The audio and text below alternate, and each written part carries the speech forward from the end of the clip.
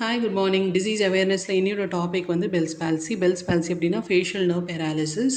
Facial nerve இரிட்டேட்டடாகவோ இல்லை compress ஆகும்போது ஃபேஷியல் நர்வ் பேராலிசிஸ் வரும். ஒரு சைட் ஆஃப் த ஃபேஸ் வந்து கம்ப்ளீட்டாக பேரலைஸ் ஆகிடும். ஸோ இது யாருக்கெல்லாம் வரும் அப்படின்னா டயபெட்டிஸ் பேஷண்ட்ஸ்க்கு, upper respiratory tract infection, then stress, pregnancy and genetic reasons.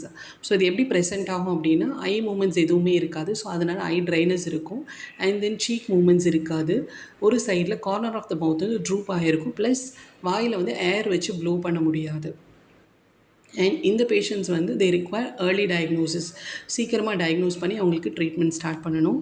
அவங்களுக்கு ட்ரீட்மெண்ட்டாக என்ன கொடுப்பாங்க அப்படின்னா corticosteroids, anti viral drugs, and then artificial tears, and then vitamin B. So இந்த பேஷண்ட்ஸ் யூஸ்வலாக வந்து 3 to 6 months ரெக்கவர் ஆகிடுவாங்க. அண்ட் சம்டைம்ஸ் ஒரு ரெசிடுவல் ஃபேஷியல் வீக்னஸ் இருக்கும்.